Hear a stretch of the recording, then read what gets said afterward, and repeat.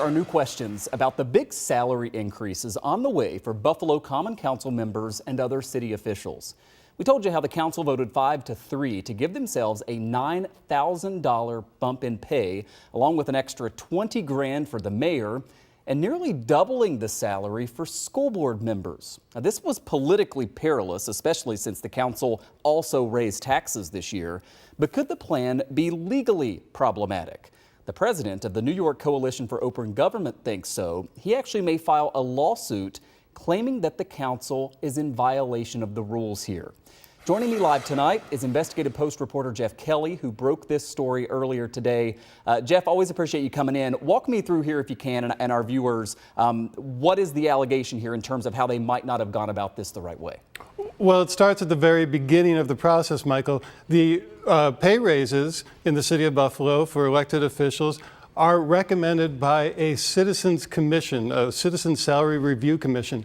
And the members of that commission are meant to be appointed by what's called the board of review, which consists of the mayor, the council president, and the city controller. And the idea is that this insulates the politics a little bit by dividing the responsibility across branches of government. That's not what happened here. This year, the council appointed all the members of the commission itself. And what the New York Coalition on Open Government says is this is a violation of the charter, and so the whole process from the beginning was basically illegal. And so you wonder how that's going to play out. If the attorney files this lawsuit here, do you imagine that would influence the mayor's decision? Because again, this passed the council, but the mayor has to sign it, veto it, or let it become law without doing anything. Well, there's no indication that the mayor intends to veto it, and there's no certainty that it will be challenged legally, although the president of the New York Coalition for Open Government, Paul Wolf, who's an attorney and actually a former chief of staff to the council, he, in several communications to the council over the last month, suggested, listen, you know, there may be a legal challenge and you will lose.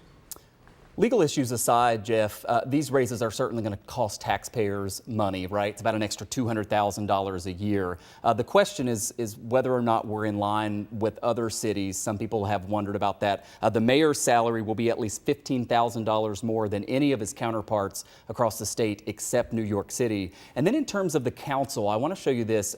We kind of looked all over the country at the pay for state lawmakers, so members of like the state Senate or Assembly or whatever bodies they have. Only 3 states have lawmakers that make more than Buffalo Common Council members: New York, California, Pennsylvania. I know there's a lot of nuance to this. Buffalo Common Council members are full-time, many state legislatures are part-time. But what do you make of the politics of all of this, of raising salaries to this level?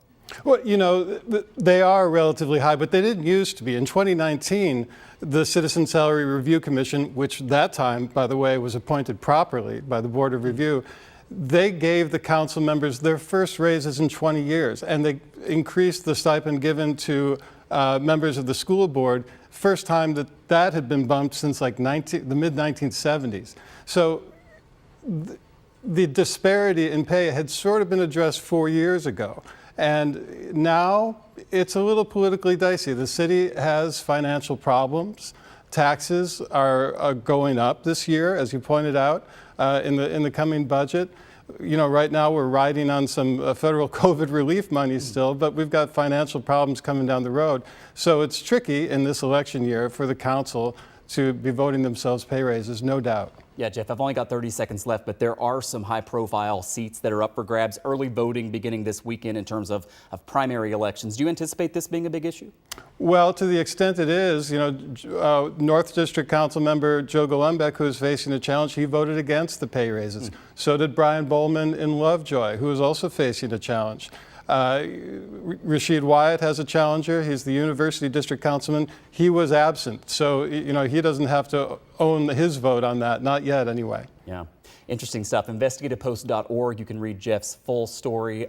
Jeff, thanks for coming in. Good to see you. My pleasure. Thank you.